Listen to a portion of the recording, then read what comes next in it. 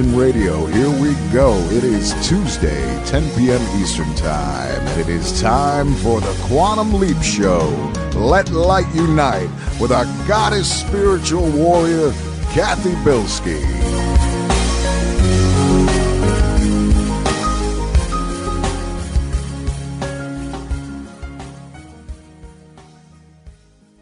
Night show, and this is June 30th, 2015. Tonight's show, we're going to have Andrew Wiltse come on, and he's a Brazilian blue belt world jiu-jitsu champion, and he's going to talk about the first hour about what it's like to live in the world of the martial arts. And then the second hour, I'm going to be doing the energy balancing, curse removal for everybody. I figure we're pretty due, especially going through the solstice. Whoa.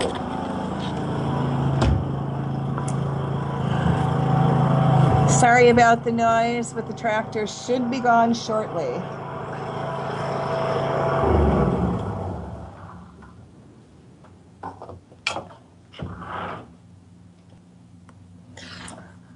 All right, so we're going to do the energy balance and curse removal. I'm going to give you the radiation level for the week and a few interesting things that have come up, which you really need to know about.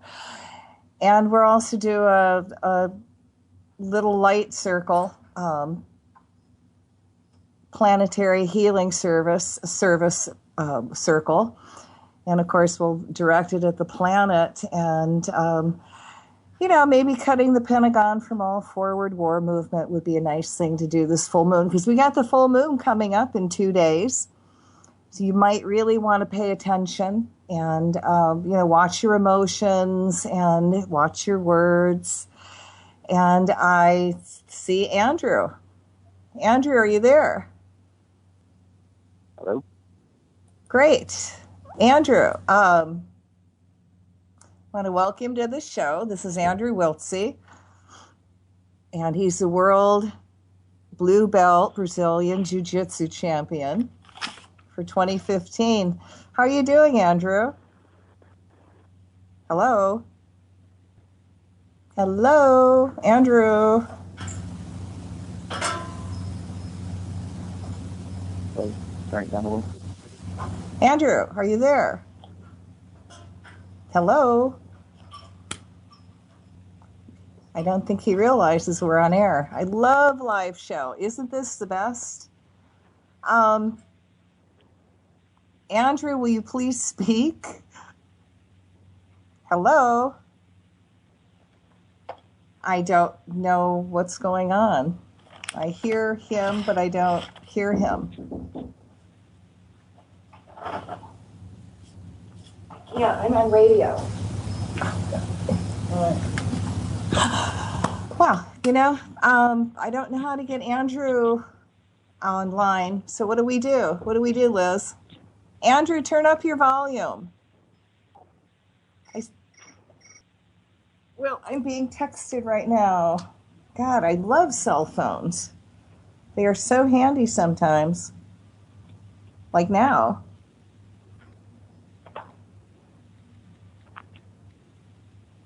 Well, sorry, I couldn't type and talk at the same time.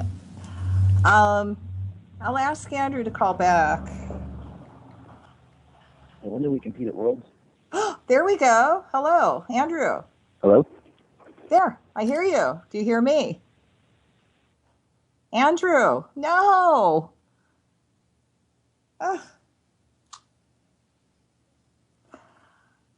What can I say? He's gone. Well, we can chat. Oh, here he comes back. There we go. Hello? Andrew, there. Can you hear me, Andrew? Yep, I can hear you guys now.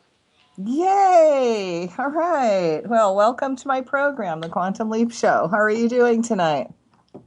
Well, tonight I'm doing fantastic. We actually just finished up a pretty hard practice, so I'm a little loopy, but...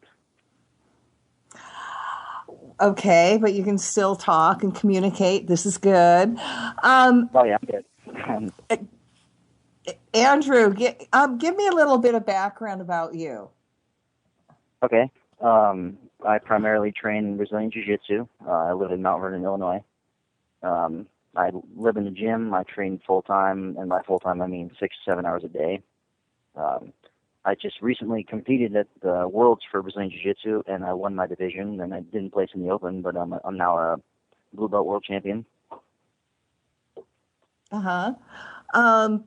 We had you on the show a couple months ago, and this was actually before you became a world champion. And now that you've actually, made it there, how has it changed you? Well, it's kind of nice to be able to tell people, I'm a world champion.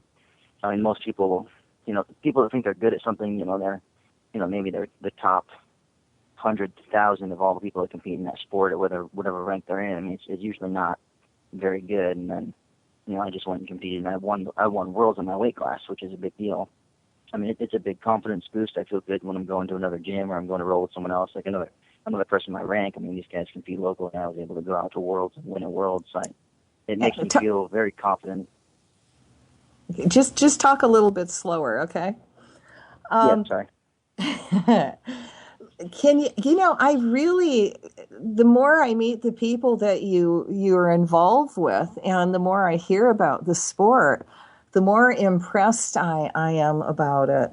And can you share with us what happened to you with another coach and what resulted from that?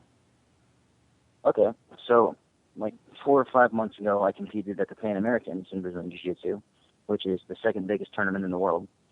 And the very first round, I got this guy who he was incredible, and I beat him. I beat him pretty badly, and then I got his teammate in the finals. And after that, I went against his teammate again in the Open, and I beat him. So his coach came up to me, and his coach is like this big guy. His name is Orlando Sanchez. He's a huge guy, and he just looks like he can be really mean. But he was probably the friendliest guy I've ever met in my life in this sport. He talked to me for about 20, 30 minutes, asked me about like where I trained, all this other stuff. And then what he did was he went and he got a hold of a company for me, which is a very big name company in Jiu-Jitsu. It's like they sell basically the premium deluxe gis. I mean, their stuff is very high quality. It's very expensive, though. And you can name drop. It's called Show Roll. But basically, he said, look, this guy just beat my guys, and they were supposed to close the division out and probably win the Open. And he said, you should just go look this kid up. He was really friendly, and I liked talking to him. And so they did, and they actually got me sponsored by one of the biggest gi companies in the world. I mean, that's huge. That's like, as far as trying to make it in a sport like this, that's like making it. And I owe all of that to him. I mean, he was a huge success, and I saw him again at Worlds, and I mean, as soon as I won Worlds, the guy was one of the first people coming up and congratulating me, like almost before my coach got there. What I find really, really incredible is that, he did this out of the goodness. He saw, how good you are, and he didn't ask for anything. He didn't ask for nothing from you for doing this, did he? No, as far as I know, he's gotten zero benefit out of it. I mean, the guy, he knew he wasn't going to get anything out of it. He just did it because he's an incredible person. He's a very friendly person. He wants to help the sport evolve, and his big saying is champions in life. I mean, if there was ever anyone that kind of exemplified that trait, I'd say it's him. Well, that's what really impressed me, and I really, really appreciate the sport, the sportsmanship that many people display is very amazing. Oh, yeah. In Jiu-Jitsu, you can't really be egotistical because there's always someone in your gym that can beat you up, and if there's not someone in your gym, there's someone you'll run into out in California that will definitely beat you up. So you got to accept losing. If you know there's people out there that you lose to regularly, it's hard to really be really egotistical. So you have to lose that trait or you quit. So do you find now that you actually have worlds, that world title, that more people are trying to connect with you to learn from you? I got about 25 messages from people that I'd never met in my life. I mean, they saw that I won worlds, or they saw me compete. They were watching the live stream, or they were there. and they were just messaging me, asking me like how often I train, all these, just asking me about my personal life, like seeing if I'd be interested in coming up and training at their gym. I mean, people really reached out to me, and I'm from a small town. I'm not used to any kind of publicity at all. I mean, I'm just kind of a very simple guy. I sit on the mats and I train all day. So having these people looking at me like this, that's a new feeling. I'm not sure how to deal with it yet. It's a good feeling, but it's just new. Well, it sounds like you're dealing with it with a little bit of humility. Well, I've lost in competition before. I know what it's like to lose. There's always someone better than you. And when you lose, you train harder. You just got to get ready for the next competition. It gives you kind of a target. I mean, especially if you're friends with the guy. I'm always friendly with the people I compete against, even if they beat me, if I beat them. I mean, I've made a lot of friends through competition, and I see, we kind of get the same guys that go to all the big tournaments, like the guys that get top three always get on the podium. It's almost always the same guys because they just kind of stand out. So I run into them all the time. Well, tell us about Pentagon Gym, but slower, okay? Okay, so I train at a gym called Pentagon Submission Fighting. It's run by a brown belt named Heath Pentagon. And our big thing is we're a very competition-oriented school. So we don't do slow rolling. We don't do slow drilling. Everything we do is as hard and as fast as we can. And the idea is you can beat someone that's technically better than you if you can just go as hard as you can and push the pace for 5 minutes, 6 minutes, whatever the round time is. I've won matches where the guys were, I should have lost the match because the guy was really slick. I mean, he'd been training longer than I had, but I was able to just keep pushing, basically just attacking as long as I could. And eventually the guy just kind of crumbles and he managed to pass his guard, and then you can kind of see when they give up in the matches. Like, they're just not interested in trying to win anymore. In their head, they lost, so they actually lose.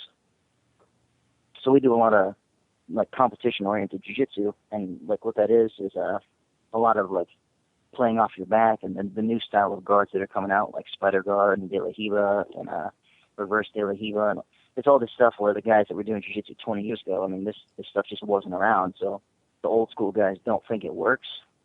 But if you watch the black belt competitions and the guys that are winning at black belt, they're winning using this stuff. So what my coach does is he spends like 2, 3, 4 hours a day.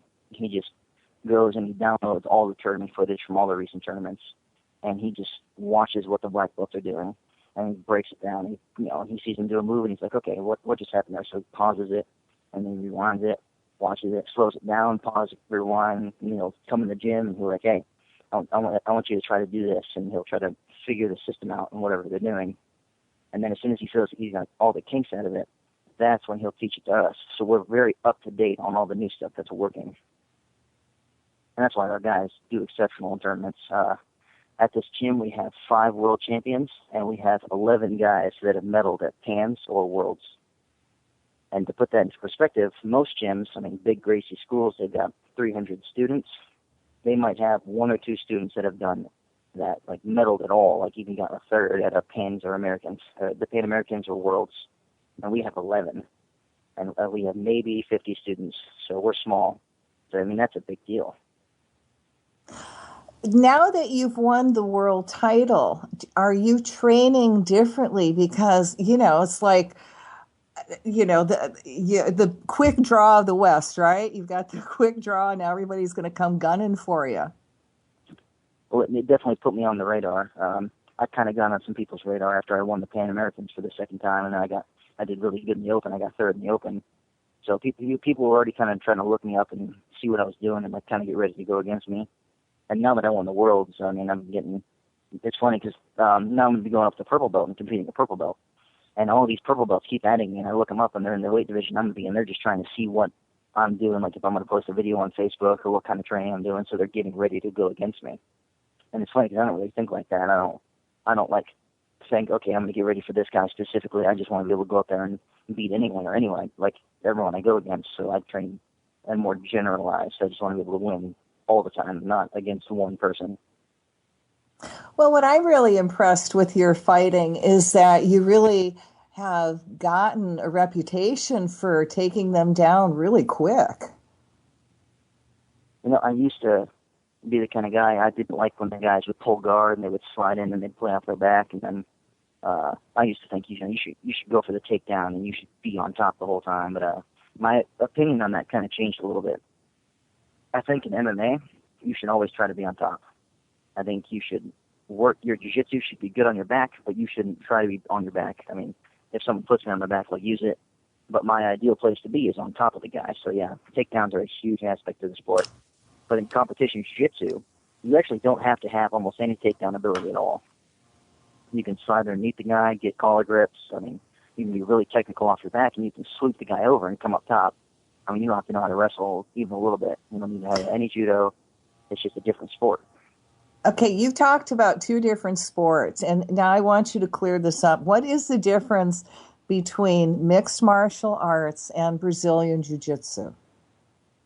Okay, so Brazilian Jiu-Jitsu is a grappling martial art where we're the ones doing chokeholds and armbar, like joint manipulation arm bars. There's no striking in the actual system of Brazilian Jiu-Jitsu. But what mixed martial arts is, it's like everything combined. You put on gloves and you're hitting each other and you're throwing knees, you're throwing kicks, and you can throw your opponent and get on top of them, and you can still do all the chokes and everything. So it's like in MMA, you've got to know Brazilian Jiu-Jitsu. You can't do a fight and not be good at Brazilian Jiu-Jitsu because it's just too effective. I mean, you could be a kickboxer, but if I can take you down, you're just going to lose if you don't know how to at least defend yourself against what I'm going to be doing to you on the ground. So it's probably the most important thing you could learn if you're going to fight in the cage. After that would probably be like Muay Thai or kickboxing, and then some takedowns, and it kind of goes on from there, branches out a little bit. But you have to have Brazilian Jiu-Jitsu if you're going to fight.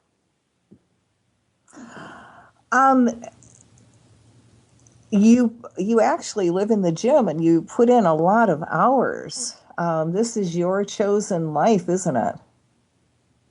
I've kind of known I wanted to do this for a long time. So when I got the offer to just come move and live and train full time, I was like, yes, immediately. I just jumped on it. I didn't even know the guys down here. I'd talked to heaps for 20 minutes, and just the fact he gave me that opportunity. I mean, it was like a life-changing opportunity. If I'd have said no and gone to do what I was doing before, I mean, I have no idea where I'd be right now, but it wouldn't be here. I wouldn't be winning anything. I would be a nobody. So like, you can look back in your life and you can be like, you can see where you can like flip a coin and just your life's going to completely change. Well, that was my life-changing moment when I decided to move down here and join this gym and just train full time. Well, what kind of people train there? What are the ages? What are some of the backgrounds? We've got guys, like first off, we have a kids class, ages like 7 to 8 to like 15, So, I mean, we have good days, bad days. It's not a big class yet. But then we also have adult jiu-jitsu, which we got ages like 18 to 50. We've got some old-timers that roll on the mats, and man, they're strong. I mean, it really, Brazilian jiu-jitsu is kind of like an all-body type sport.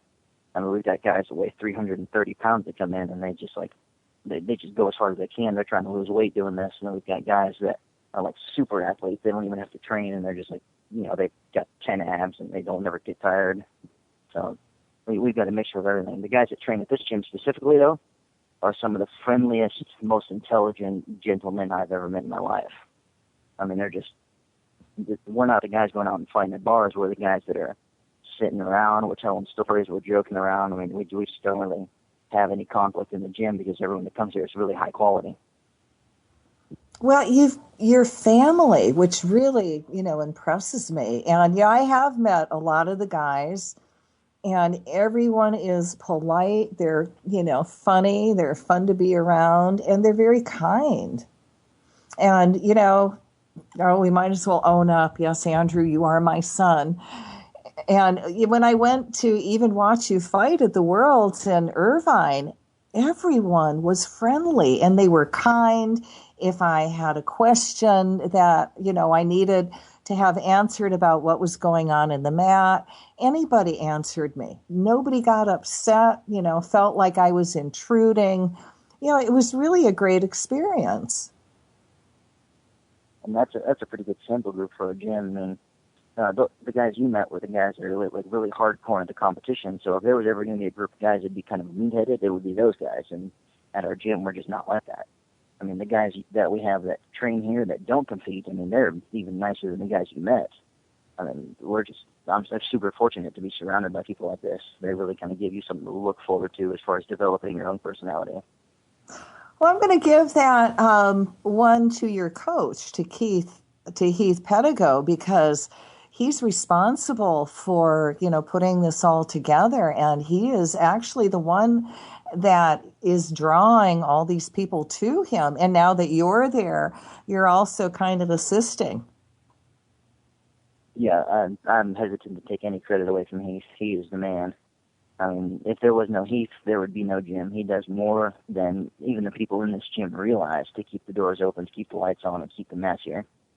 I mean, he works 2 jobs just so he can help pay for the gym because he doesn't want to charge his students more than $50 a month. I mean, we have 50 students. I mean, most gyms charge about 125, especially at any kind of gym anywhere else in the world. And if they can say they've got 11 Pans and world's medalists, you better bet they're charging $200 a month. And then people pay it. But Heath is friends with everyone. It's not a student-master relationship. He's just our friend. No one calls him sensei. It's not anything like that. So he doesn't want to charge us more. So he comes up with the extra to pay for the gym and pay for his own stuff on his own. So I mean, that's just incredible. He does it, to me, he does this for the love of sport. But, I mean, he's like a father to you guys almost. That's very apt, actually. Yeah, me and my little brother joke around. We kind of call him our surrogate dad. Oh, I don't mind at all. I like him. Go Heath. So if people want to come that are listening and really want to come train with you guys, how would they get a hold of you? How would they find your gym? The easiest way to do it, and I know people kind of think Facebook's kind of weird and it's not for a business, but our biggest thing is Facebook. So they would look up Pedigo Submission Fighting on Facebook, and that's actually our instructor's account. Or they can look up my name, Andrew Wiltse, and just send us a message. I mean, we're pretty quick to respond. We just want as many people to come on the mats as we can. Our classes have been big lately. We usually have about 26 people on the mats. We'd like to get it up to 40 if we could. We just like people to train. How do you spell Pedigo? Pedigo is Pedigo, and then it's just submission fighting. And then your last name is spelled? My last name is Wiltse. It is Wiltse. So, Facebook can be used for good or for not good. And, it's really, I think, a good way of contacting. So, for those of you that are listening, if you really want to be in a gym and be around people that are doing it for the right reasons and have really good sportsmanship, and it's like a family. You might want to give these guys a call because, they really are winners. They got the medals to prove it. Oh, no, we got hundreds of medals in the gym. It's so bad that they just kind of lay around. We don't have room to put them up anymore. Excuse me. Then I think you better send a few to your mom, okay? I will put them on the wall for you, okay? Okay. This is actually something we've touched in class a lot. Would you rather have your medals sitting at home where 1 or 2 people will see them and it's just kind of like a private shrine to yourself, or would you rather have them sitting up in your gym where anyone that comes in can see them and it makes your gym look good? That's good for your team. If you've got them laying around, like you just said, then send me a couple. I'll put them up at the store. Everybody will see them then, okay? Okay, we'll talk about that later. So when the kids come train with you, what are they getting out of it? For the kids, I mean, depending on how old they are, they could be world champions. They could pick up technique really well, and they can focus. But if they're younger, I mean, I play games with the kids whenever I'm in the kids' class. I mean, me and my little brother teach it, and we just have them run around and do animals. And if they slack off a little bit, you don't yell at them, you don't make them focus. I mean, kids want to have fun, and then you got to make it fun for them so they'll keep coming around until they're old enough that they can really learn the sport itself. So I mean, we've got a kid in here. He's about 190 pounds. He's 4 foot, and he's 11. I mean, this kid can barely do a sit-up, and he used to weigh like 210, and he's losing weight. And it's going to change his life. He's going to live to be 30 now instead of dying at 19 of a heart attack. Oh, I hope he lives longer than 30. Good God. There is life. A serious thing. I mean, yeah, true. All right, when you put it that way, yes. But there is life beyond 30. So is he going there just to lose weight and I started or as that, and now he actually likes the sport itself. I mean, his mom brought him in because he was not losing weight with what else they were doing. He couldn't, and she wasn't doing good with his diet, and he wasn't willing to exercise for her. So they brought him in, and then he really just kind of fell in love with the sport itself. So now well, he comes, how and now he's making friends too. how did she learn about you? I mean, how does the mother decide I'm going to bring my kid into your gym because I want him to achieve and change? You know, it's funny because we actually have very little advertisement in Mount Vernon. We don't really put up flyers. We don't put signs up. We have a billboard, but someone other than Heath pays for it. And it's just kind of like he just does it because he loves the gym so much it changed his life. I mean, we have very little presence in Mount Vernon. We're just kind of here. We do our own thing. They don't really. I mean, they kind of support us a little bit, but it's like a lot of people don't even realize that we're here. So I think it's a lot of word of mouth. Where we have this big kickboxing class, and it started as a women's kickboxing class, and then became men and women. And you know, everyone talks about it up at the Y up here in the 24-hour fitness. They just I don't know what that was. But they just talk about it. Stuff. They talk about how good our kickboxing class is, how friendly we all are, how good it's been for their lives. So they started coming here, and then some. And they're like, yeah, just come try it out. So I mean, we don't charge people initially anything. I mean, we'll let you come for like a month before we even talk to you about signing up or anything like that. We just want people to come train with us, you know. That's pretty incredible. So, do you also, because I know you went to college, right, for a couple of years? Yeah, I did training sports medicine. And how are you applying it now, that knowledge? Well, when I went to college, I wanted to do that so that it could personally benefit me. So I mean, learning how all your muscles function, learning like the insertion and origin, how to deal with injury, how to properly stretch, how to warm up, how to build muscle, like muscle mass, and how to strength train, which are actually two different things.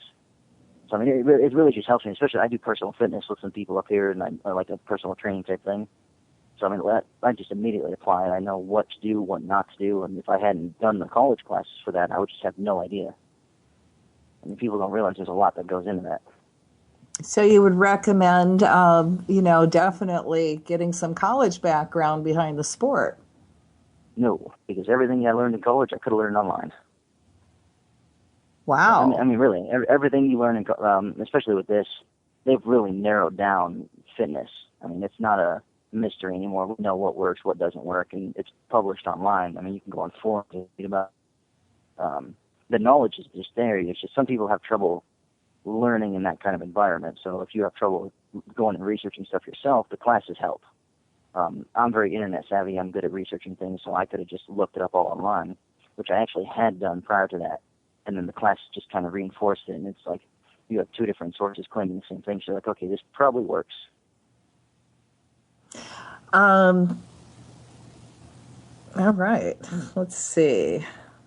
I've got my little no. So what would you recommend if somebody wanted to start off and come to your gym and say, okay, I really, my age, whatever. Okay, I want to get into jujitsu. How would you start them off? See, we're a little different than most gyms. We have a fundamentals class, which is on Sundays, and we're going to start adding it throughout the week more, like Mondays and Wednesdays and Sundays.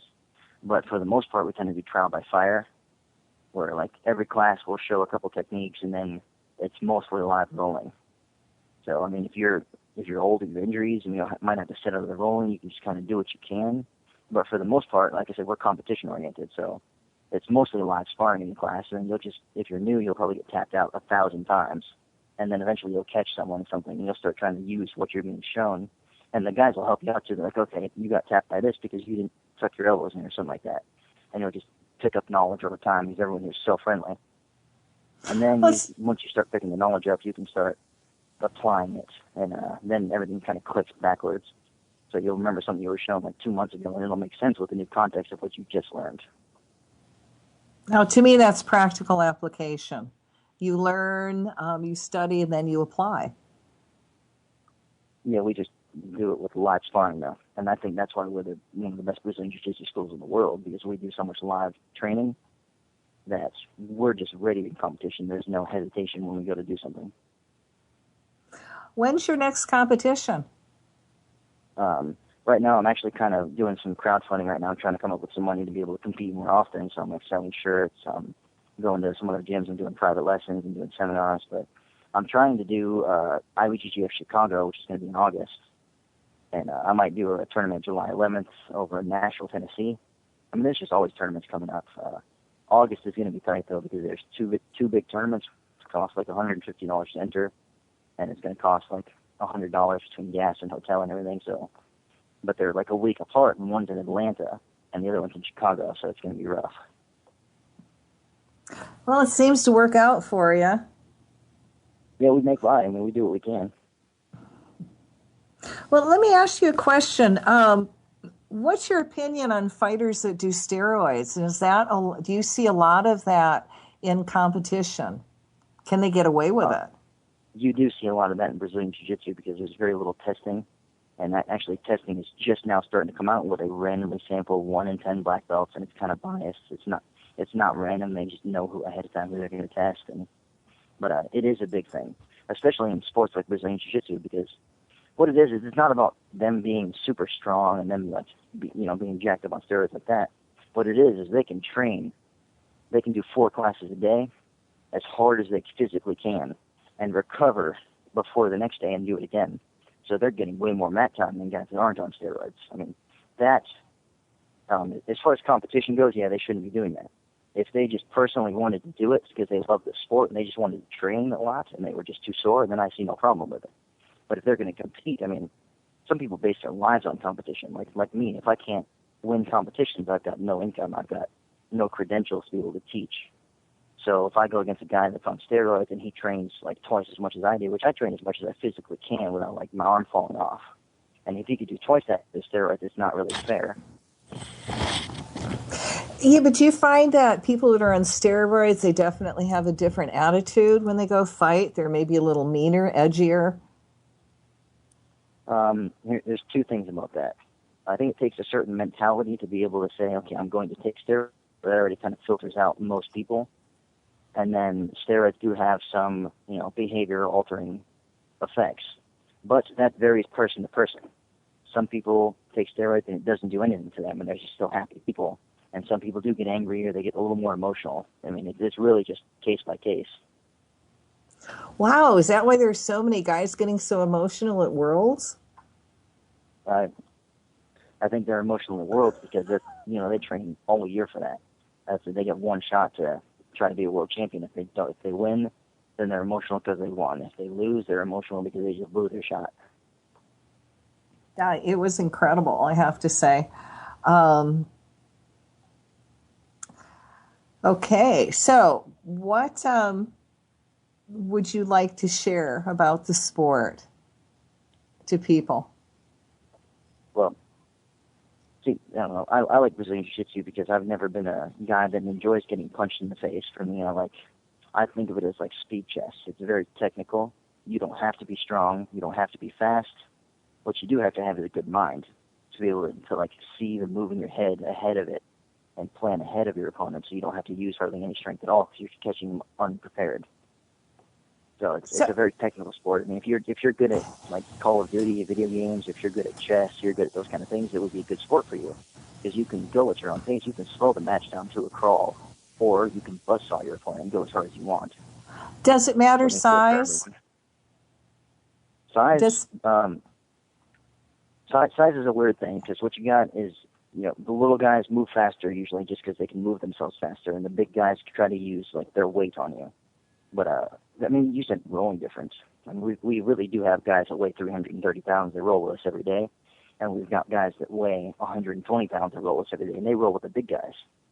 So I mean, I wouldn't say size would impact you at all as far as being able to train. It just kind of predicts what kind of style you'll have. Do you also have a lot of police train in your gym? We actually do. We have 8 or 9 cops that show up, and they mostly show up in my morning class. And they're very friendly. They love the gym. We love them. I mean, we're very pro-cop, especially because we have such high-quality people here. We don't have guys in here trying to sell drugs, or they don't go to the bar and fight people, so it's a good environment to have them around. Yeah, we're very supportive of our local police department, though. Well, it sounds like a mutually beneficial experience all the way around. Yeah, for them, I mean, I can't imagine being a cop and not wanting to learn something like this, because it's like tailor-made for cops, because they're not allowed to, like, strike people on the street, but they can do kind of holds to pin someone down and not get hurt and, like, subdue their assailants. And then, especially if you get, like, a life or death situation, I would want to be as prepared as I can. I mean, cops are out there risking their lives every day. Why would they not want to learn something like this? Because I mean, they for them, it usually literally use their is the difference between life guns. or death. You know, if they would only really use this. Now, in Hawaii, I've seen the police officers do a lot more with their words and actually, dismantling somebody with jujitsu and stuff like that. But boy, on the mainland, I would think it's a different story. You know, they just pull out their guns too quickly. What it is it's a confidence thing. So, like, one of the cops in the morning class talked about this with me one time. I asked him how he feels about using your taser and your guns. He says, well, I don't need to. I'm a big guy, and I know how to handle myself thanks to this class. So, for me, it's going to be a last resort. Whereas someone physically smaller that's a cop, or say, like a woman, they're going to have trouble with someone that's huge or just jacked out of their mind, that's physical, especially if they don't know any Brazilian Jiu-Jitsu or any kind of martial art. So their first response is that they're going to be a taser, which is not effective at certain ranges and also has a chance of not working, or their gun, which automatically escalates the situation from a stop and search to life or death for one of the two. So it's really a confidence thing. So they should definitely learn how to handle themselves just to reduce the risk of injury to themselves and everyone else around them.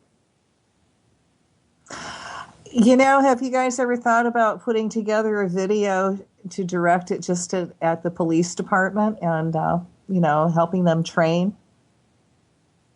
I haven't, not a video, no, because I'm sure there's thousands of videos online by, like, black belt world champions that have the same idea. But we have been talking about doing a class specifically for the cops. Some, like, a little less sport jiu-jitsu and more practical application type stuff.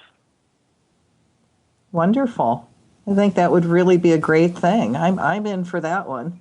Anything that could stop the police from using tasers and their guns. I mean, my God, that's awesome. No, I agree. So, you really have a tough coach, but, he's tough but kind. And what is the main difference that you see between Heath and how the other coaches are? He's our friend. For other coaches, it's a business. They get told by their financial advisors, look, don't become friends with your students, because what are you going to do when your student comes in and says, I can't pay this month, man? Tells you a big sob story, and then you're their friend. You're like, oh, it's cool, man, pay me next month. And then next month they say the same thing. Now you're out $200, and you use that to pay for your kids' food and your rent and to keep the building open and the lights on. So all the Brazilian coaches and, like, most main schools, they try not to be really good friends with their students, I've seen. And then Keith, out of his own pocket, spends money to go to all these tournaments with us. He's always there. If we got a tournament in Atlanta, he will be there. Whereas most coaches, like, if you're at a big school, you got 300 students, and you're like, well, I'm going to go compete in Atlanta this week. And he's like, oh, good luck. He's not going to come coach you. I mean, he might have something else going on. He might just not want to go. But Heath is always there every single time. Well, can I say something really great about Heath? And this is Pentagon Gym in Illinois. I asked him, why aren't you competing? And he really said, you guys were right now his main focus, and you were more important than his competing. And I thought that was amazing. Yeah, we're definitely his main focus. I mean, he puts a lot of time and it's just energy and investing money into us. And he just does everything he can for us. It's almost like he doesn't even care about himself as long as we're happy and we're competing, we're winning. This is just everything for him, like it's everything for me. I get more nervous when my teammates compete than I do for myself. And I'm sure he feels the same way when one of us is going compared to, like, when he did compete, Well, does someone have to have an athletic background to get into the sport? Oh, God, no. We have this guy that comes in here. His name is Rocky Stanfield, and he's been training for about 5 years. And when he started, he was probably the least athletic person anyone has ever seen. And now he's one of the toughest people I know. I mean, he's not a super athlete still, but I mean, he's technically very, very sound. He's a hard techniquist. I mean, he can't bench press you off him, but he can push at the right positions with the right angle to make himself feel like he's very strong. So you don't need to be a super athlete to start this. I mean, just find a local gym in your town or one that's like 20 minutes away and just sign up. I mean, the guys that do Brazilian Jiu-Jitsu, they're okay with losing. They're friendly people. They just want to get better, and they want you to get better. I mean, just give it a try. And again, if people out there want to come and study with you, how would they get a hold of you? You can get a hold of us on Facebook. You can look up Pedigo Submission Fighting, P-E-D-I-G-O, or you can look up Andrew Wiltse, W-I-L-T-S-E. I also have you could call my cell phone. It's what is it, bud? It's 618-316-8485, and I'll be happy to answer any questions. Well, I think it's wonderful. And how old are you, Andrew? I am 22 years old. You know, I think that's quite an accomplishment for 22. Well, I mean, there's some guys in the sport, they got their black belt at like 19, and they already won worlds. So I'm trying to do what I can. I'll get there. Well, again, what I'm really impressed with is, you know, correct me, but if you want to be good at something, you really have to give it a lot of time and put a lot of your energy and intent into it. Here's what my coach told me when I first moved down there. He said, dedicate yourself for 1 year to this. And I don't mean dedicate yourself like show up to a couple classes a week and say you train full time. No, I want you to be on the mats as often as you physically can be every day for 1 year. And if after a year you don't feel like this is the thing for you, you'll know. You'll have tried it. I mean, this might not be what you like after that 1 year, but give it 1 year of 100%. Very few people ever dedicate themselves 100% to something. So I did. I mean, this is truly what I want to do.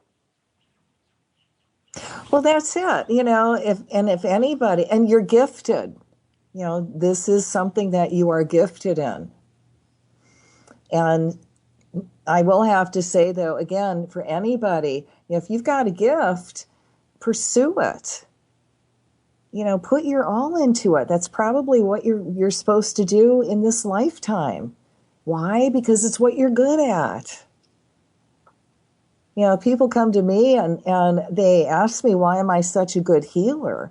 Well, you know, if they did healing 10 to 15, 20 times a day, 365 days a year, they'd be good at it too. And that's just how much time you put in your sport, your career. Correct, Andrew? There's a saying in Brazilian Jiu-Jitsu that you can only suck for so long. And if you're showing up to class every as often as you can, like 3 times a week, 2 times a week, eventually you're just going to get good. You can literally only suck for so long. You're going to pick up stuff, even if you're the worst learner the gym's ever seen. You know, eventually you'll just get good if you stick with it. Oh, that's very empowering. You know, I really like the attitude, and and this is the kind of attitude you have throughout the whole gym. Everybody has, right? Yes, like I said, we're very friendly. We're very open. We just, we just love everyone that comes in. If you're good, that's how you make friends here. You don't come here and like try to bribe them, offer to buy them food. You come in here and you just train as hard as you can. The more I see you training on the mats, the more I like you. Well, that's very nice. This is literally my whole life. So like, I don't really see people out around town. I'm just in the gym all the time. So it's pretty much when I see you is when you're at the gym. So. Well, that is your social life, huh? This is my life.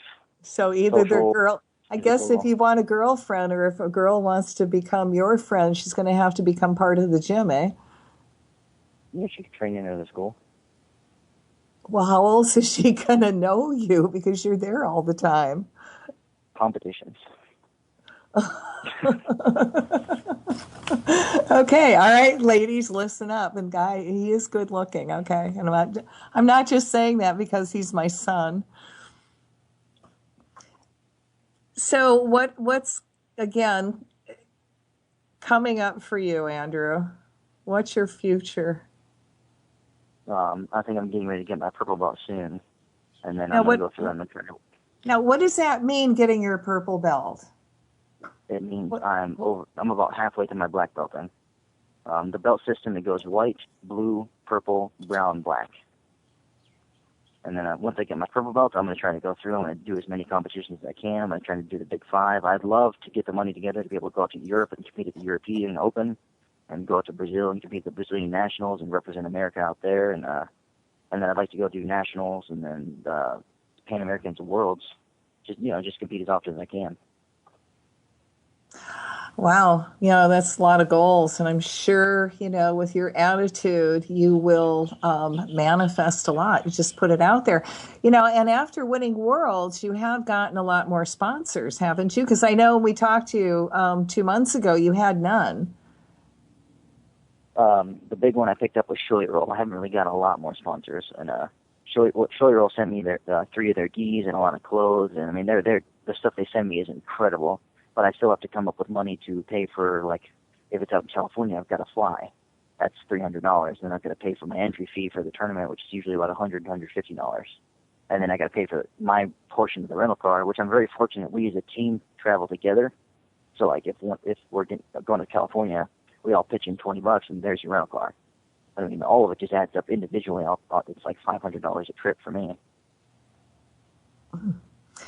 Well, yeah, that is. It all adds up. But again, this is your chosen field. This is what you have to work through. If I'm going to come up with $500, I'll come up with $500 if I can. I mean, I wouldn't change anything for anything. I love going out and competing at these tournaments, and I just want to do it as often as I can. Well, I'm very impressed with you, and so are people out there. And I think we're almost out of time. So if they want to people want private lessons, are you willing to travel? Yes, I am willing to travel, depending on, it depends on how far, and, if they want me to travel 5 hours for an hour lesson, that's kind of dubious. But if there were, 5 guys at a gym, they wanted me to do, 5-hour lesson or a seminar or something, I would be more than willing to travel. And again, they can catch you on Facebook, and just look up Andrew Wiltse, Wiltse, or they can find you through Pentagon Submission, Jim? It's Pentagon Submission Fighting, PEDIGO. And I'm sure you guys know how to spell submission. Fighting. Okay. And what's the phone number? Is there a phone at the gym they can call? There is no phone at the gym. It is my personal cell phone. If they had any questions about the gym, or they wanted to come try it out, or they were interested in getting something together, maybe just traveling and training or something like that, they can call me or text me at 618-316-8485. Awesome. Well, thank you, Andrew, for coming on the show and sharing with us the wonderful world of Brazilian Jiu-Jitsu. And again, I can say... Pardon? I said thank you for having me on. Oh, you're very welcome. Again, I'm just very impressed with everybody that you know and that you work with, because I've met the guys.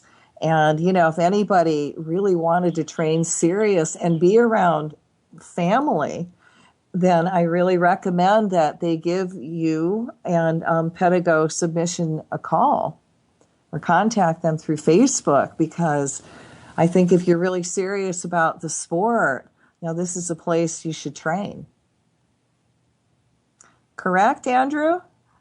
Yes, absolutely correct. If you really want to get good, you want to win worlds, I highly suggest training with us. We've got a pretty good record.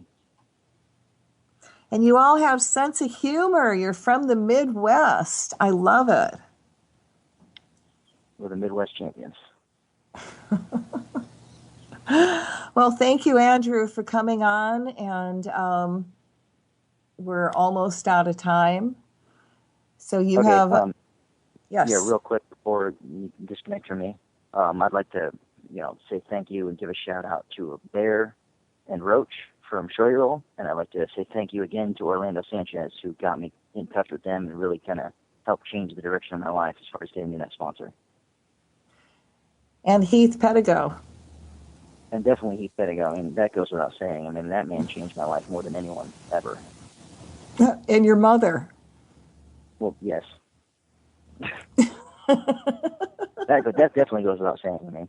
Well, no, you got to say it. People don't assume it, okay? It makes me feel really good when you do. Well, you have good luck in all your competitions. Is there any videos up on YouTube that they can see? If you go to YouTube and you search my name, there are videos up that you could look up. There's somebody made a highlight reel for me. It's from the few videos we do have, but yes, there are videos. All right, and with that, we are done, and we'll be back for the next hour. Thank you, Andrew. Aloha. All right, thank you. You have a nice night. Well, welcome back, everybody. This is Cathy Bilsky, the Quantum Leap Let Light Unite show, and this is Revolution Radio at Freedom's Lips. Revolution Radio is listener-sponsored, and we really appreciate the donations that keeps us on air. So go to their website, Revolution Radio, and look up their donation button. And, you know, anything and everything definitely helps, and it keeps everybody on air, and you get to hear all these wonderful programs, and you get awesome energy work.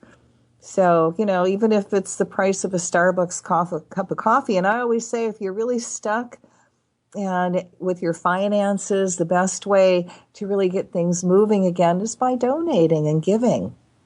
And that creates space for the Creator to bring you in abundance. So I hope you enjoyed the last hour that I was talking with Andrew Wiltse. And yes, he is my son. And I will say, if you all understand, you know, I live in Hawaii, he's in Illinois, but this was one of the longest conversations I've had with him in a long time. It's kind of fun bringing him on air because then I can ask any question I want. Very cool. All right, so let's get moving on because we got a lot to do this hour. I wanted to give you the radiation level for where you live. And since Fukushima is in full bloom, so to speak, it's really necessary that you understand how high the radiation level is. And this is listed in counts per minute. A count is one radioactive decay registered by the instrument. Partial counts are noted. Uncounted radiation would make the actual count higher. And this was actually put together by Bob Nichols, who's an incredible man. And he also writes, and this appears in Veterans Today. So he compiled this information. Go, Bob, you rock. Now, you got to understand that normal radiation is 5 to 20 CPM, okay? That means 20. Count on your fingers, count on your toes, 5, 10, 15, 20. No higher. That's normal, okay? All right, so Concord, New Hampshire, 450. Boston, Massachusetts, 344. New York City, New York, 295 gamma only. Pittsburgh, 543 gamma and beta. Raleigh, North Carolina, gamma only, 460. Atlanta, Georgia, gamma only, 387, which means it's going to be a little higher, the radiation count, when it's gamma only. Chicago, Illinois, 249, gamma only. Fort Wayne, Indiana, gamma and beta, 312. Indianapolis, Indiana, gamma only, 257. St. Paul, Minnesota, gamma and beta, 346. Lincoln, Nebraska, gamma and beta, 526. Des Moines, Iowa, gamma only, 256. Aberdeen, South Dakota, gamma only. The beta reports were pulled. High beta was 1,262 CPM. Now you know why they pulled it. Gamma was 452. So think about this. If this is Aberdeen, okay, and if it's only the gamma at 452, it didn't pull the beta, and in this case, somebody did catch it, it was 1,262 CPM. That was like 3 times more. All right, Rapid City, South Dakota, 433 CPM, gamma only. Kansas City, Kansas, gamma only, 324 CPM. Tulsa, Oklahoma, gamma only, 235 CPM. Little Rock, Arkansas, gamma and beta, 468. Dallas, Texas, gamma and beta, 224. San Angelo, Texas, gamma and beta, 604 CPM. Lubbock, Texas, gamma only, 298. South Valley, New Mexico, gamma only, 456. Albuquerque, New Mexico, not reporting since May 31st. 274 CPM, Grand Junction, Colorado, gamma only. Billings, Montana, gamma only, 814. Phoenix, Arizona, gamma and beta 513. Tucson's not reporting. Las Vegas, Nevada, gamma only, 177 CPM. San Diego, gamma only, 659. Bakersfield, California, gamma and beta, 742. Los Angeles, California, gamma only, 320 CPM. San Francisco, California, gamma only, 204 CPM. Spokane, Washington, gamma only, 553. So the highest recorded radioactive city in America this week. Congrats once again to one of my favorite cities. Oh my God, Billings, Montana. And, they hit the high at 814 CPM. Bakersfield, California, again trails with 742. Which, it's not really a competition you want to be proud of. So where is the stuff really coming from? Well, last week, a perfectly reasonable person inquired, where is all this coming from?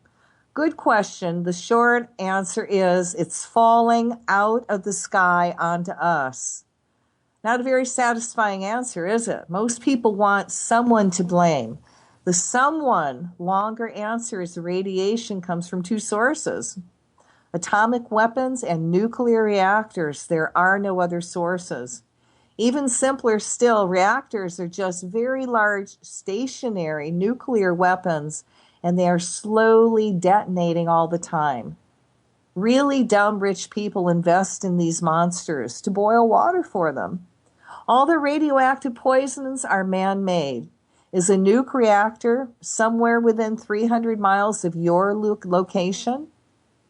I'd look there first for the immediate culprit to blame for endangering you and your loved ones. The nuke bombs we immediately know about because they're really big single event with an attention-getting big boom. We can easily trace the bomb's 1,946 radioactive isotope children with the machines down through 7 decades since American airmen nuked Hiroshima and Nagasaki, Japan in 1945.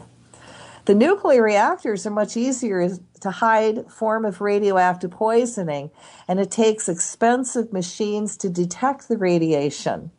Reactors make the same 1,946 radioactive poisons that the nuclear weapons create, but the reactor rad poison is released over a much longer period of time. A bomb detonates in only a tiny fraction of a second. The reactor-based rad poisons have been at work in our bodies for at least 70 years now. I'm 62, and that's all my life. They are into their full stride of killing and maiming humans, And it only gets worse as the reactors operate and more explode. And you can bring up Fukushima, Japan as a big example. By and large, most people can't afford the machines to detect the rads. They don't have a clue about radiation poisoning till they wake up dead. A famous mathematician, Sir Dr. Rosalie Bertell, says 1.7 billion of us have already bit the dust due to radiation poisoning in the past 7 years, with more croaking all the time. So lying for the government, it's easy for glib scientists to use what I call code words for radiation poisoning. The most recent crash and burn of reactors, multiple reactors, 3 of them, possibly 4, occurred in Japan in 2011. Since then, there were 3, maybe 4. There's no way to hide them and cover up completely. One explosion blew a multi-ton reactor pot lid more than 750 feet into the air. Now that takes a lot of power. A lot of people got pictures too, so they couldn't hide it. That's when otherwise brilliant scientists started using weasel words like baffled, bewildered, and befuddled. Really, no kidding. To lie and avoid saying what was and is still killing the Pacific Ocean. I think they know exactly what it is, but they're afraid to say it. Why are they afraid? They work for the government and will certainly be fired, or worse, if they speak the R word, or radiation. Since there's really one big ocean worldwide, the whole thing is effective. Very possibly dead, and this also means curtains for us humans. That means bad, rad weather for the United States and the rest of the world also.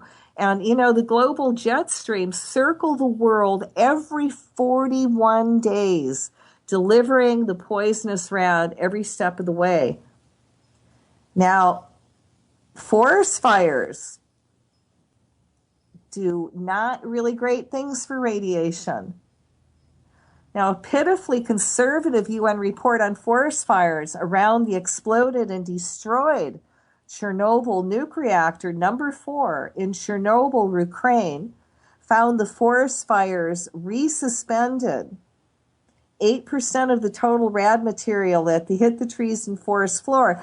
The radioactive material goes up in smoke again and again and can be expected in every forest fire worldwide from now on. Wow. See, again, this really sucks. Let me tell you a little bit about Bob Nichols, who actually wrote this piece. He's a Project Censored Award winner, a correspondent for the San Francisco Bay View newspaper, and a frequent contributor to various online publications. He reports on war, politics, and the 2 nuclear weapon labs in the Bay Area. And Nichols is currently writing a book based on 20 years of nuclear war in Central Asia. And he's also a former employee of an Army ammunition plant. I have to say, he's an incredible guy. And thank you, Bob Nichols, for compiling that information and giving everyone a heads up. And, you have to, again, pay attention, guys, because, like I said, anything over 20 rads is bad. And nowhere in the United States was it under 20. 200. All right, so let's move on. And I want to just give you a little bit. I've got some good news, bad news. And before we do the energy balancing curse removal, this is really bad, but the Pentagon legalized killing journalists as law of war. So they basically said it's open season on journalists, and if they don't like what you are about, they can kill you, no problem. And journalism has actually become one of the most dangerous jobs in the world now. The Pentagon just changed the rules of war to include legitimizing the killing of any journalists they deem belligerent. The new laws of war were released as part of a book of instructions on legitimate warfare practices. Now that makes me want to gag. Approved by the United States military, this rule book of sorts details what the U.S. government deems the acceptable ways of killing those they claim are the enemy, including journalists whose reporting they don't approve of. Wow, this is really sick again. So anyway, if you got somebody who knows of journalists, and I'm sure they already know about this, but if they don't, you may want to give them a heads up. Now, the good news is, coming from that incredible country of Iceland that's really showing us how to do it, they just jailed 7 bank executives for market manipulation. Oh my God. They put bankers in jail. It can be done. 7 of them. Not just 1, but 7. So according to the Icelandic Monitor, by fully financing share purchases with no other surety than the share themselves, the bank was accused of giving a false and misleading impression of demand for Kaupingi shares by means of deception and pretense. Wow. How awesome. Go Iceland, you rock. So, if Iceland can put these bankers in jail, my God, we certainly should be able to do it in the United States. All right, so what we're going to do is some energy work, which I know everybody's been waiting for, and actually going through the solstice and Mercury in retrograde, and now we've got the full moon coming up in a couple of days. You might want to be put back in balance and, let go of everything that no longer serves you. So for those of you that have not experienced this before, what I'm going to do is open up all your chakras, your energy centers. And if you don't know where they're at, you have one at the top of your head, your third eye, your throat, heart, solar plexus, belly button, your root chakra. You've got some in your feet, in each of your hands. And those are the major ones. And this keeps the body energy flowing. If you are somebody that doesn't speak the truth, your throat chakra can close down and you can have throat issues. If you're a person that really has a hard time expressing love, well, you can have heart issues. So we're going to get those open and flowing. And at the end, I'm going to remove curses and just energy that no longer serves you. And it's very, very powerful. I've gotten letters from many people all over the world saying how much it's really helped them and how better they feel and how their lives seem to be moving forward. And I really want you to be happy. I want you to be moving forward. We want those obstacles out of your way. We want to quantum leap the world into enlightenment. And to do that, you need to move forward. You need to be happy and successful. So if this little bit of energy work can help you at all, then it's a win-win for everybody. So I want you to sit down, put your feet flat on the floor, put your palms up like you're going to receive, because you are. And sit straight up. Put your head straight up. And when you do that, you are totally reconnected with the Creator. And you have that energy just flowing right down your spine. So now what I'd like you to do is start taking some gentle deep breaths, and not so you're going to hyperventilate on me, all right? You're going to breathe in light, and you're going to exhale out everything that no longer serves you. And imagine that energy going through the violet flame back to God, and you breathe in more light. And as you're doing that, I surround each and every one of you in a bubble of golden flame. I add to that the blue flame of protection, the violet flame of transmutation, the green flame of healing, and I seal you in the pink flame of love. And we're going to call to your teachers, guides, masters, and the angels that are working with you and invite them in and ask for help to make this energy work as very gentle, loving, and kind as we can.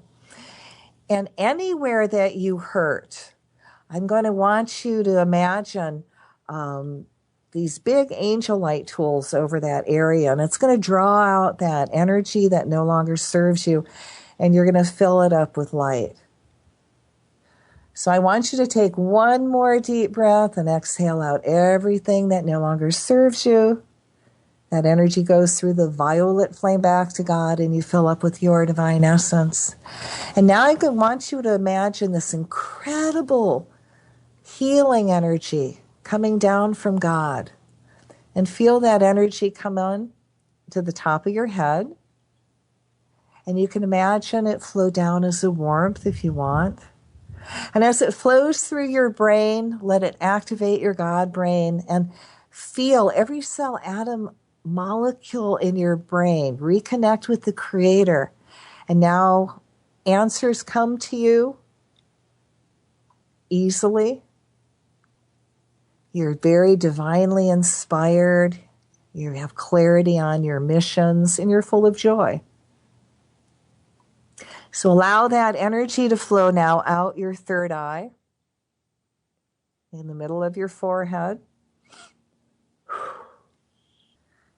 And now feel that divine energy flow down even farther now. And feel it come out of your throat chakra. And allow that divine energy to flow even farther. And now let it come out of your heart chakra. And feel that divine energy now flow down even farther. So it's coming out of your solar plexus chakra.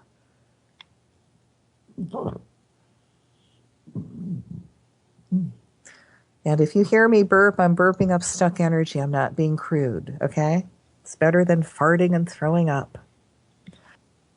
So again, let's just allow that energy flow down and let it come out of your solar plexus one more time. And feel that healing high God energy flow down even farther. And let it flow out your belly button chakra. And now feel that energy come out of your sacral chakra. And now let that energy come out of your root chakra. And feel that divine energy flow all the way down your legs. Let it go out your feet and send it into the earth. Let it flow down your arms and out your hands. And let it flow down your spine. So I want you to take one more deep breath. And this time as you exhale, imagine anything in your body that no longer serves you, that's left inside, being gently released as you exhale. And then breathe normal. As you're doing that, I call to Michael the Archangel to come forth and cut all ties to any energy you've taken on that's not yours. Whether it's from a friend, relative, acquaintance, stranger, anybody you work with, TV set, animal, whatever the karmic reason is that created anything out of balance in your life or your body today, and as all that unwanted energies peeled off of you gently like an onion skin, it all goes through the violet flame back to God, and you fill up with your divine essence. And now I want Michael to come forth, cut all ties to reptile, dinosaur energy, secret societies, organized religion, cut all ties to any oaths, vows, curses, hexes, rituals that could have been done to you or your family, going backwards and forwards, hundreds of thousands of generations, or anything you could have done, consciously or unconsciously. And as all that unwanted energy too's peeled off of you gently like an onion skin, it all goes through the violet flame back to God, and you fill up with more of your divine essence. And now I want Michael to come forth, cut all ties to any effigies that have been misused against you, and that's any elemental of yours that was used to hurt you or anyone, including anything you own, clothes, hair, picture, your name spoken, written, just thought of, or anything you have your energy on. And as ties to all those elementals are cut, I call the violet flame through them to clean it up, the angel light energy to heal. We fill them up with love, and we command them to be neutral or only emit love. And now I want Michael to come forth and remove any energy implants that have been done to you or anything that could have carried over from any other lifetime because of dark magic, voodoo, dark witchcraft, or even just dark thoughts.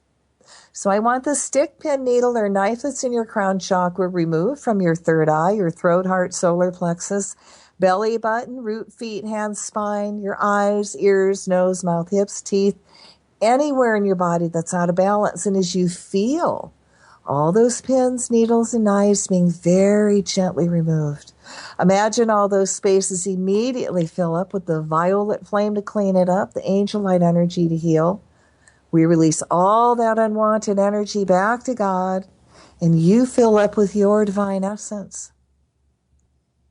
And now I want Michael to come forth, cut all ties to patriarchy, genocide, rape, incest, slavery, prostitution, persecution, circumcision, removing any energy overlay that's trying to manipulate you, keeping you from connecting with God, healing yourself, being really successful, fulfilling all your divine missions, and living your life in joy.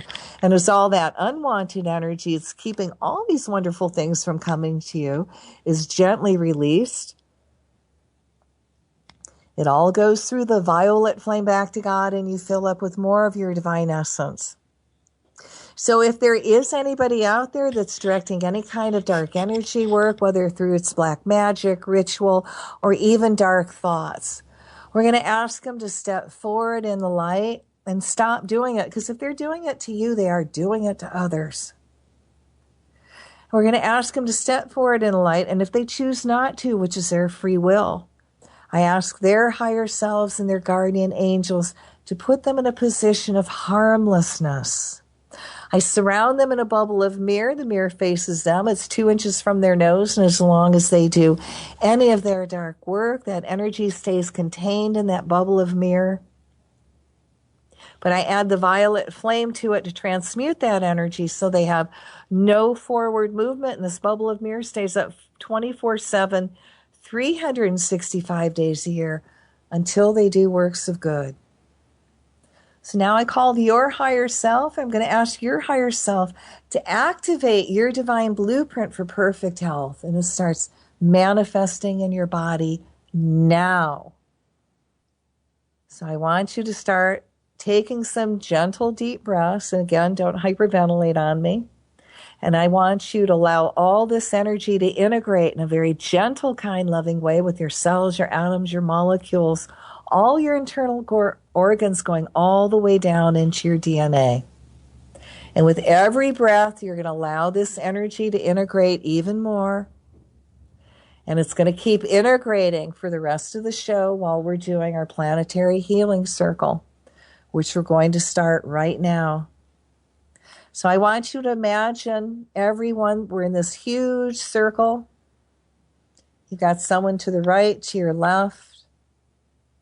You're reconnected with Source. That healing energy is coming down from your golden cord that's from the top of your head, flowing through your body. And now you're going to send it out through the right.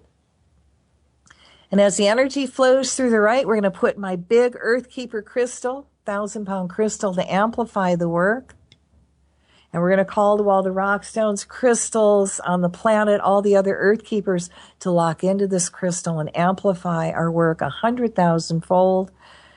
We call the Sai Baba, Shirdi Baba, Prima Sai, Jesus, Mother Mary, Krishna, all the gods and goddesses of light, past, present, future, all the angels to join us.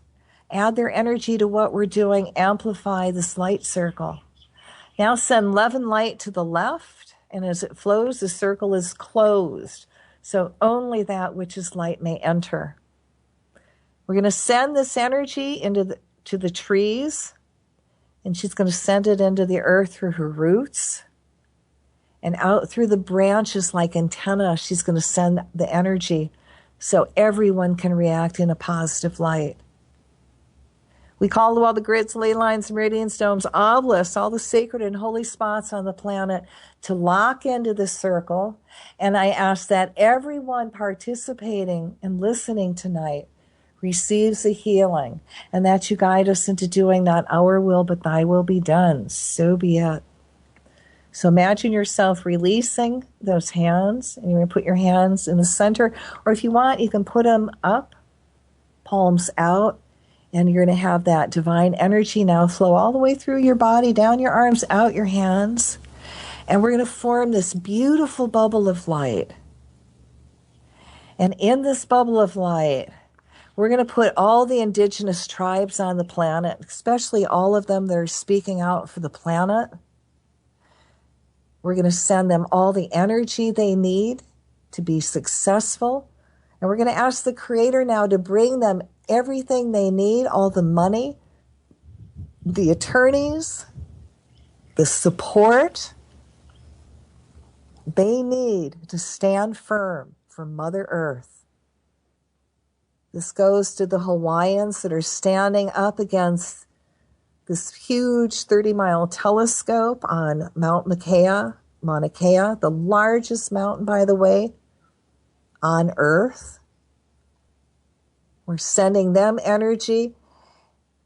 And we're also going to put in this bubble of light all the tractors, all the equipment that is now being used illegally to take things out of the Mother Earth, to mine it, to be disruptive over sacred burial sites, sacred heiaus. And as we cut ties to all that equipment, we violet flame it to clean it up, reconnect it with the Creator, and we command it to be neutral, to break down, to not work, to not function. And we're also going to put all the police and all the National Guard, if they're called in, and the sheriffs that are sent there to keep the protesters from doing their divine missions. And we're going to ask that each and every one of those officers are reconnected to the Creator and that become awakened spiritual beings and now see all these protesters and defenders of the earth. You can have an indigenous soul and be a defender of the earth in a white body. Let them see these defenders of the earth as brothers, sisters, mothers, fathers, aunts, uncles, cousins, relatives, homies, that they wouldn't dare hurt or harm. Let them show the utmost respect. And if they have to, lay down their arms and join the other side that's protecting the earth. So fill this bubble of light up with light and love, and let's take a deep breath and release it. So again, take a deep breath and feel that divine energy flow down. We're going to create another bubble of light. And in this bubble of light, let's put in everyone that you know that needs healing. And you can do this silently or out loud. And as we put them in this bubble of light, imagine them laying on tables of angel light or sitting in chairs of angel light. And we're going to surround them in angel light. And that angel light's going to absorb their dis-ease. And while this is happening, we're going to call again to Michael the Archangel to come forth and cut all ties to whatever energy is that created this out of balanceness, this dis-ease in their body. And we're going to call the violet flame to burn, to transmute. And we're going to ask each and every one of these people, we're going to call to their higher selves and ask their higher selves to help them reconnect to the Creator and to become an awakened spiritual being, awakened and open to new possibilities and able to receive the healing. Now, I also want you to put in this bubble of light, if you haven't already yourself, the rest of your family, and put in this bubble of light people that you're having trouble with, that you're fighting with, that there's communication trouble. And as you do this, I'm going to call to Michael the Archangel to cut the ties with whatever is between you that's keeping harmony from flowing. And remove those veils between you. And feel from your heart, going to their heart, this wonderful, beautiful love energy. And as it flows back and forth, heart to heart, there's a healing. Now, you don't have to make them your best buddies, but allow for there to be a healing and release and let go that energy, because it doesn't serve anybody. And with your rest of the family, feel that love flow from your heart to their heart. And let everyone be divinely inspired on how they can create harmony and a functional family life in the home, and how you can help each other. And the more help you give each other, the happier you become. Because it's family. And this can extend out to your extended family and your spiritual family. Let everyone just feel that love and raise to a higher vibration. So there's just harmony and peace between everybody. I know there's enough people listening, and with everyone combined, this energy is profound. Nothing can stop the energy of love. All right, blast this energy and take a deep breath and release the circle. Now I'm going to ask everybody to pay attention to what's around you. Can you feel the energy around you? What does it feel like? Does it feel sparkly? Does it feel real soft? Because I'm asking that the energy of love just surrounds you. So if it becomes very, very soft, you're just in this wonderful, loving cocoon, energy of love and healing. And I'm going to ask Spirit to keep you there for the rest of this time. So we're going to fill again this bubble up with light and love, and take a deep breath and release it. All right, again, feel that divine energy flow down. We're going to create another bubble of light. And in this bubble of light, we're going to put the state of California in it. And we're going to call Michael the Archangel to cut the ties with whatever is creating lack of rain and drought. Whether it's man-made, HAARP, geoengineering, the CERN, or magic. And we cut that from their sources. We violet flame the whole area. And now we're going to send the angel light energy to heal. Now we're going to reconnect all of these areas back to the Creator. In the middle of California, we're going to put this huge 20,000-pound crystal. And we're going to command this big Earth Keeper crystal now to help the state go back into balance and bring rain back into the area.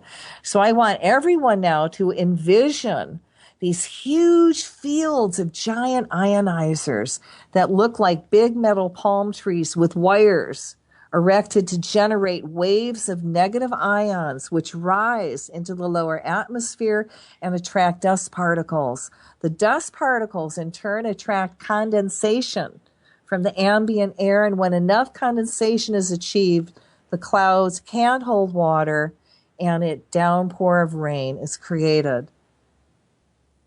And enough rain so it replenishes all the water supplies, including all lakes, riverbeds, streams, personal water catchments, and all underground aquifers. Now, we're also going to ask that in this area, there's a big drop in barometric pressure, which pulls all the clouds into the area. We call to any water elemental in the area to now release moisture into the air, including ocean rivers, lake streams, puddles, water catchments. As the moisture is released into the air along with negative charged ions, we see clouds begin to form, getting darker and heavier as it fills with moisture. So imagine the clouds growing in size, getting darker, and all these clouds now magnify into this and magnetize to the state of California, and it rains. And everywhere where there's fire, we're going to cut the ties again, call to Michael the Archangel to cut the ties. And we violet flame that area where there's fire, and we command the fire elemental to burn that anger out through the violet flame. We call to the firemen and women, and we ask that they be divinely inspired on where to put the water elemental to put the fire out quickly, and in a way where no one will be hurt or harmed. So now let's fill this energy up with much love and see rain there. See rain in the California where everyone has enough water. And any other place on the planet that's lack of rain. Imagine this happening in that area. All right, so let's fill it all up with light and love, and let's take a deep breath and release it.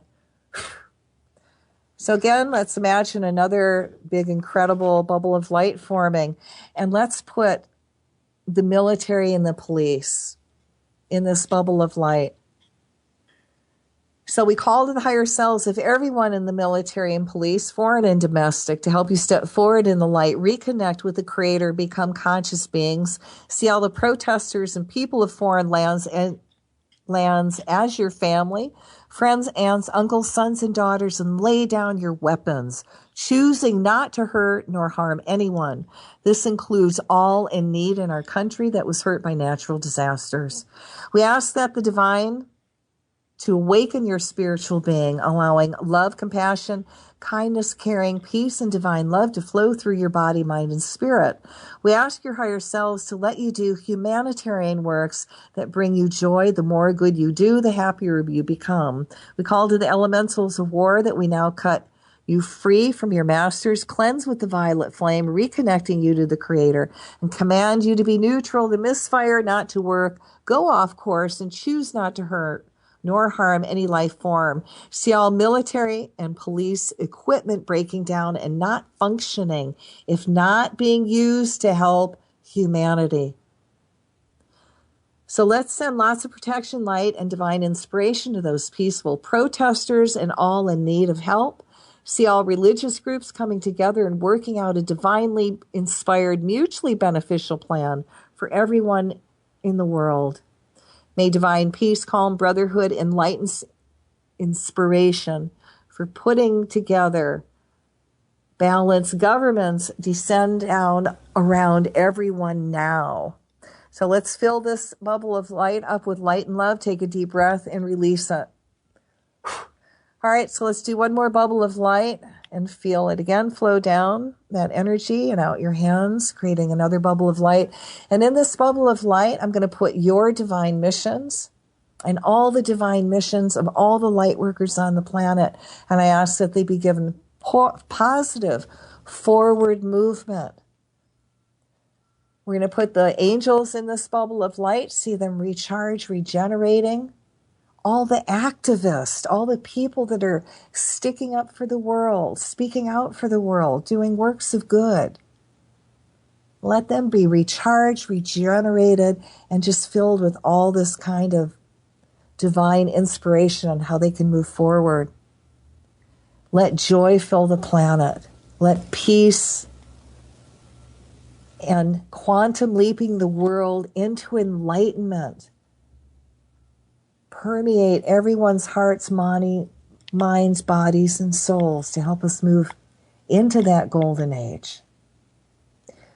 So fill everything up with light and love, and let's take a deep breath and release it. So now we're going to close the circle, and we're going to do 3 ohms. And really, if we were all together, it would just be so much incredible harmony, because that's what crystals do. So I want you to imagine yourself putting your hand on the crystal, and let's do 3 ohms to close. Om,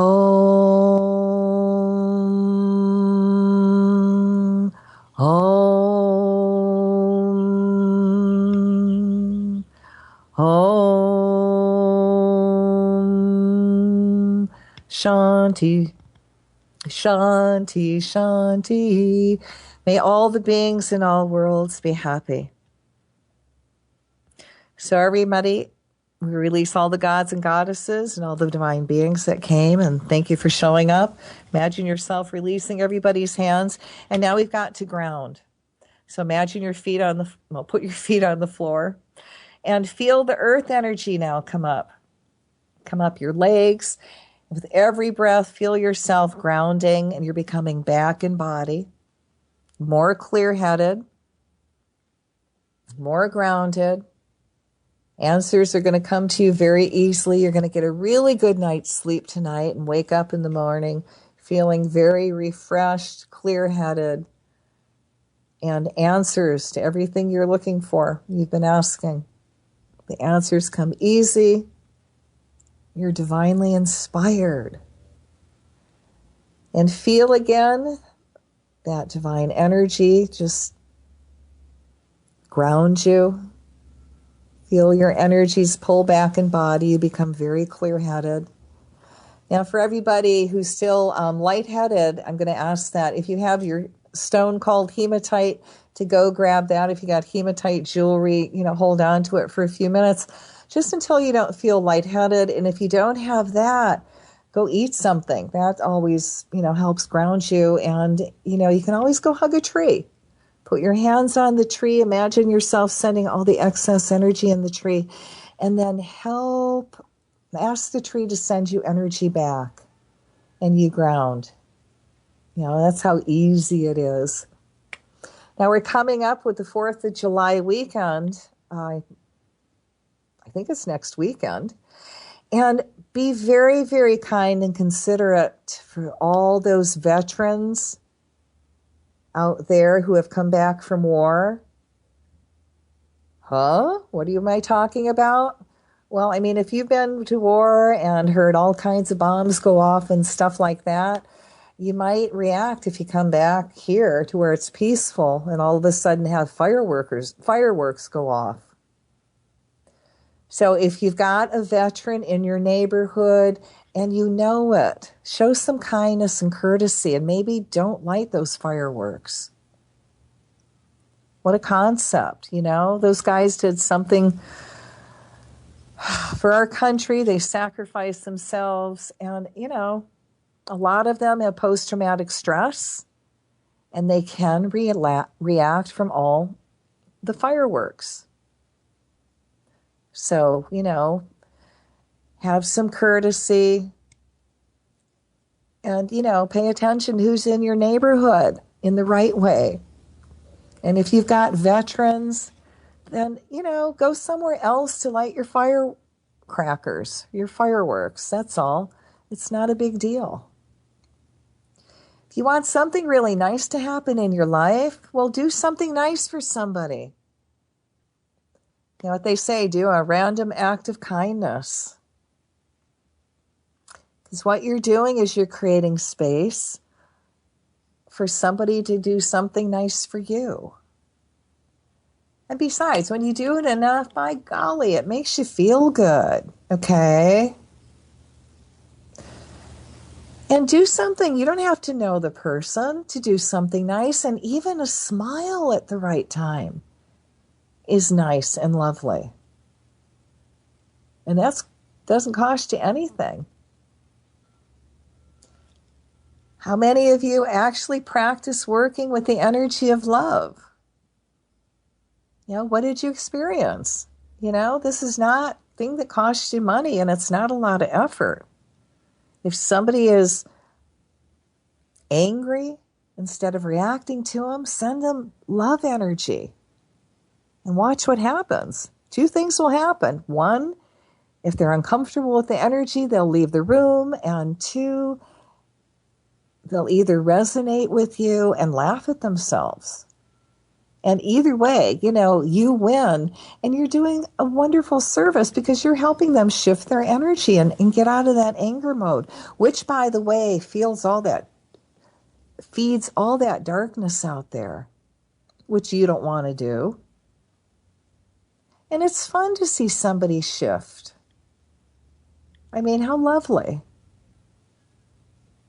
And for those of you, if you want a more personal energy work done, you can call me at my store in Hawaii, and it's 808-775-9400. Write to me. I love hearing your letters, receiving your letters, and hearing what you think about the program. And if you've got any suggestions, I'll throw that out, which I don't ever do. Oh my God.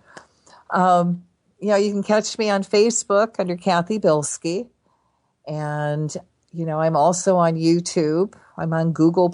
I've got a lot of videos there. If you go on my website, www.angelightom.com, ANGELITEOM.com, I have my curse removal energy balancing there that you can download for free and do it over and over. I call it the maintenance program, and you can do it for your friends and your loved ones and yourself and keep yourself clear. I have a couple books, but I have all my cool Angel Light products online. And, anybody can be a healer. It's really nice pain and stress release using Angel Light and crystals. You can also go on Facebook where I put a lot of my power prayers out, and we're doing energy work all the time. And this Thursday, where we're going to do our light circle, we're going to focus on cutting the Nazis off from their sacred symbols, from misusing sacred symbols. So that will be a powerful night. And if you can't show up at my store at 7 o'clock on Hawaii time, then just get quiet and send energy into my big crystal, and we'll take that energy and put it to good use. So do your best with this full moon coming up not to get into arguments. And remember, when you're going to start thinking about people, it's about people maybe aren't into your life, that maybe you've got unfinished business with, or they're just thinking about you. We're a very telepathic people. Just people don't think about it so much. So, watch your emotions. Try not to get so angry and walk away, and use that energy of love. Work with it, play with it. I mean, really, working with the energy of love. If everybody would do it, we would be in such an incredible planet right now and have it, wouldn't we? So for those of you that remember, do it, because, you're starting that ripple effect. And you never know who you're affecting just by a smile. And I keep using the smile because that is so free and so easy to do. And it can change a person's life. I don't know, I like it when people smile at me. It gives me warm fuzzies. It's good for all that water elemental that my body's made up of. So try spreading some joy this week. And don't buy into the military 4th of July stuff, okay? And on that note, have a wonderful week and aloha. Drowning in debt. Don't get me wrong. This country is founded on great ideals and principles. They've all been ruined by the banks. Open your eyes to the banks that are robbing you. You know who my favorite president was? Who? Thomas Jefferson. Because he saw all of this coming and tried to stop it. He fought the banks. JFK too, and they killed him for it. The banking institution is more dangerous than an army, he said. He also said that every generation needs a revolution, Jimmy. The American dream is just that. Just a dream. War is a continuation of politics, only by other means. Politics is a continuation of economics by other means. This is our bank. This is our war. And this is our plan of attack.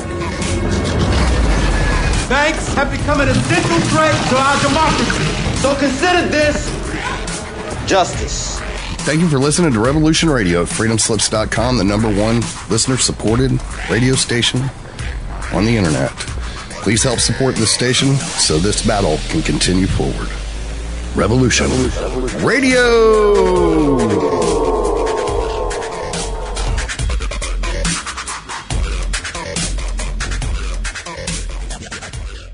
Enjoy your extra big-ass fries. You didn't give me no fries. I got an empty box. Would you like another? Extra big-ass fries. I said I didn't get any. Thank you. Your account has been charged. Your balance is 0. Please come back when you can afford to make a purchase. No. I'm sorry you're